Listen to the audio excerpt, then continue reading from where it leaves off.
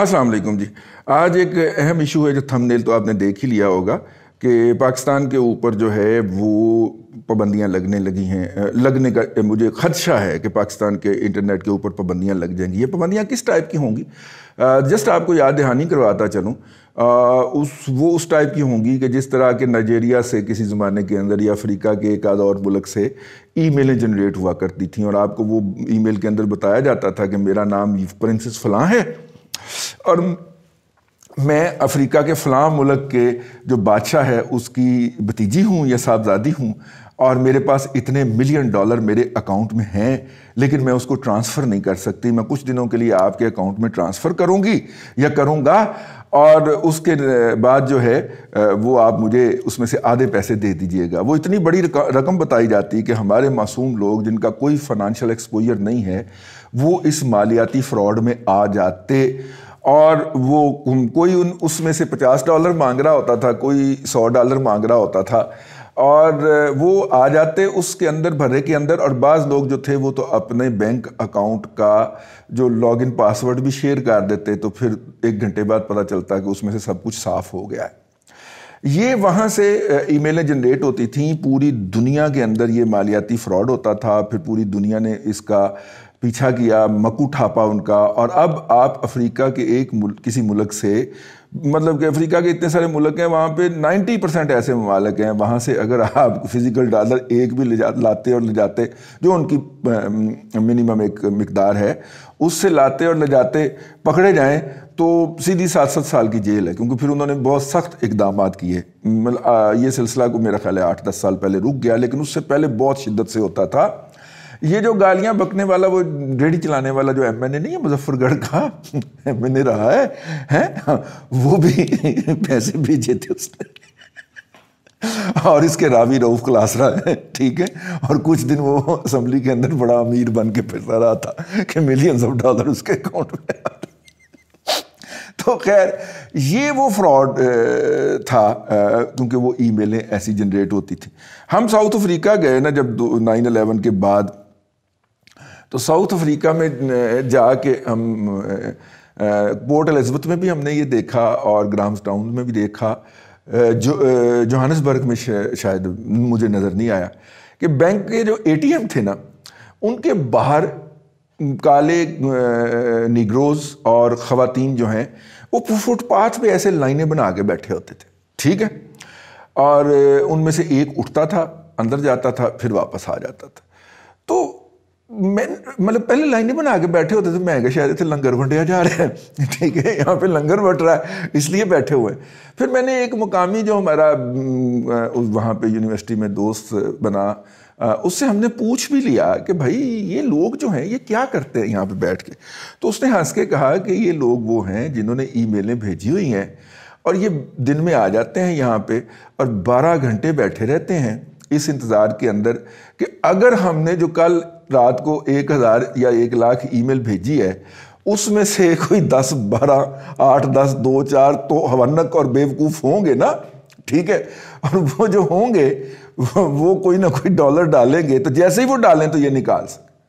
تو وہ 12 گھنٹے 16 گھنٹے 18 گھنٹے تک وہاں پہ بیٹھے فٹ پاتھ پہ, کبھی واک کر لی, کبھی جا کے برگر کھا لیا, لیکن پھر آ کے دوبارہ مطلب ہر آدھے گھنٹے بعد وہ چیک کر رہے ہوتے تھے کہ پیسے میرے اکاؤنٹ چ آئے تھے نہیں, اور جیسے ہی آتے تھے تو وہ نکلوا لیتے تھے, ٹھیک ہے.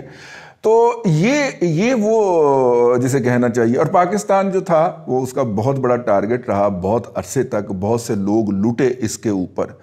یہ بات میں نے کیوں کہی ہے کیونکہ آج کل پاکستان سے بھی ایسی میل جنریٹ ہو رہی ہیں.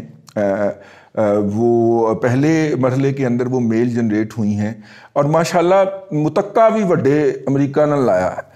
وہ جو لیبارٹری جس نے احمد نورانی کی جو صاحب ہمارے بڑے عزیز ہیں, ہمیں بھائی ہیں چھوٹے ہمارے, احمد نورانی صاحب نے جب وہ خبر دی وہ ثاقب نثار کی آڈیو والی اور آڈیو لیک کی تو اور وہ لیب سے سرٹیفائی کروا کے دی, تو اس لیب کے خلاف بہت ساری جو مطلب میلنگ تھی, بہت سارے میسیجنگ تھے, بہت ساری تھریٹننگ کالز تھیں اور بہت سارے تھریٹننگ میسج تھے وہ پاکستان سے جنریٹ ہوئے.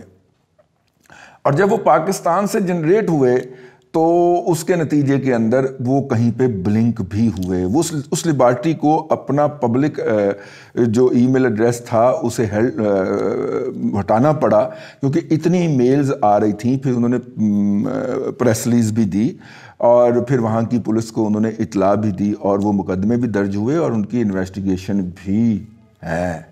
اور آپ ذہن میں رکھیے گا کہ دنیا بھر کے انٹرنیٹ کا ہیڈ کوارٹر امریکہ میں ہے. تو یہ انٹرنیٹ کی پابندیاں میں نے اس لیے کہا ہے. یہ سلسلہ رکا نہیں ہے جی، یہ سلسلہ، اور یہ بات ذہن میں رکھ لیں، یہ بات ذہن میں رکھ لیں کہ جو الیکشن ہیک ہوا تھا، جو کہ جو بائیڈن کی پارٹی کا خیال ہے کہ ہیک ہوا تھا اور ٹرمپ نے ہیک کروایا تھا رشینز کے ساتھ مل کے اور ٹرمپ جیتا تھا، اس کے لیے بھی بیشتر جو ڈیٹا کی مینوورنگ تھی وہ ایران اور ایران کے حامیوں نے کراچی میں بیٹھ کے کی تھی.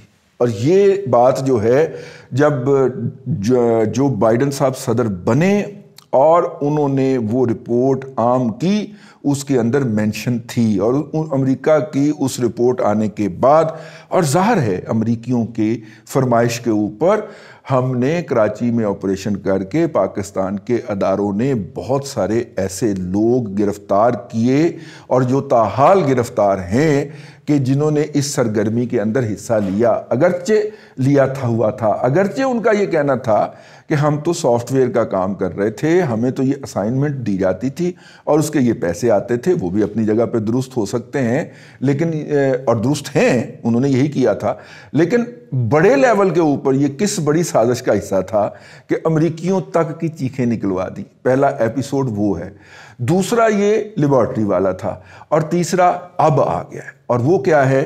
فیاض شال صاحب ہیں جی. فیاض شال صاحب جو ہیں وہ جناب نواز شریف صاحب کے معالج ہیں. انہوں نے 2004 کے اندر میاں نواز شریف کو جا کے جدہ میں دیکھا تھا. ٹھیک ہے، 2004 کے اندر. ہاں، 2003 میں ان کو اطلاع ملی تھی اور وہ 2004 میں گئے تھے. ڈاکٹر عدنان جو کہ ذاتی معالج ہیں جناب نواز شریف کے، یا تھے، اب تو وہ وہاں پہ نہیں ہیں لندن میں، اب تو وہ پاکستان میں ہیں، لیکن اس وقت وہ ان کے ساتھ ہوتے تھے. تو ڈاکٹر عدنان نے ان سے کوآرڈینیٹ کیا. ڈاکٹر شال جو ہیں، فیاض شال جو ہیں، وہ کیا ہیں؟ وہ مقبوضہ کشمیر کے کشمیری نسل کے ایک پاکستانی ہیں، پاکستانی تو نہیں کہنا چاہیے، امریکن ہیں. اور اس پہ انہوں نے وہ اتنا بڑا نام کمایا ہے، آپ گوگل کر کے دیکھ لیجئے ان کے کریڈینشلز جو ہیں.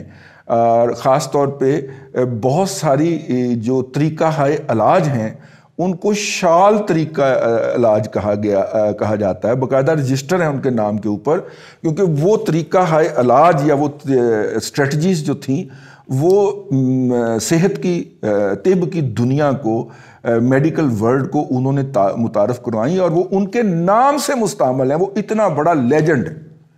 ٹھیک ہے، اور اتنا بڑا لیجنڈ ہے اس لیے نہیں کہ اپنا کشمیری پرا ہے، لیکن آپ اس کا سوشل میڈیا کے اوپر یا ان کی جو ویب سائٹ ہے feazshal.com ہے میرا خیال، اس کو اگر آپ جا کے دیکھیں تو اس کے اندر آپ کو ان کا پروفائل ملتا ہے. پھر ان کے بارے میں جو مختلف آپ کو وہ پورے گوگل نکال کے دے دیتا ہے، آرٹیکل جو چھپے ہوئے ہیں وہ دیکھ لیں.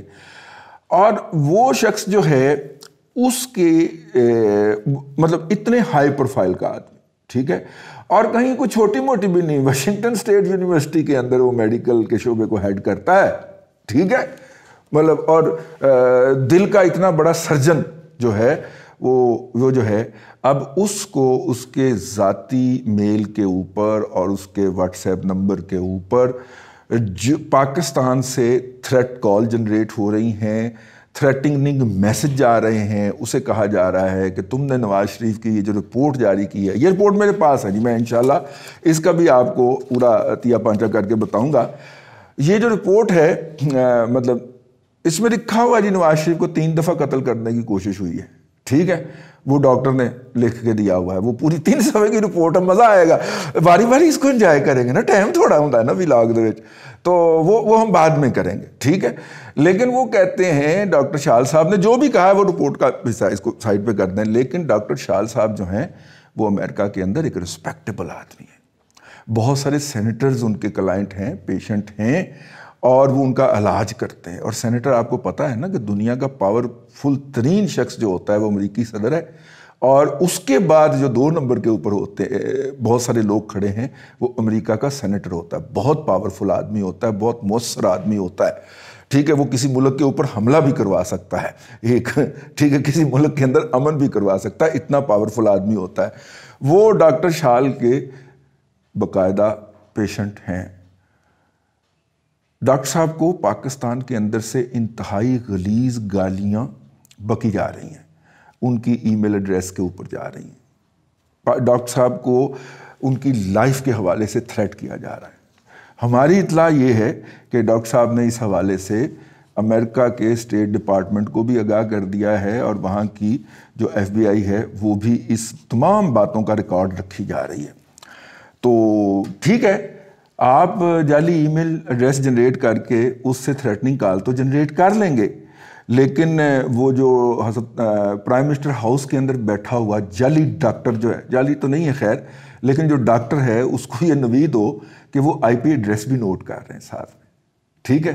تو اگر پاکستان کے پرائم منسٹر آفس میں بیٹھے پڑے ہوئے ایک کمپیوٹر سے ڈاکٹر شال کو یہ تھریٹننگ کالز یا تھریٹننگ میسیجز اور میلز جنریٹ ہو رہی ہیں، تو آپ اندازہ فرمائیں نا، یہ کسی جگہ پہ تو نوٹ ہو رہی ہیں، اور کسی جگہ پہ ہی نوٹ ہو رہی، میں نے آپ کو بتا دیا کہ کہاں کہاں پہ نوٹ ہو رہی ہیں۔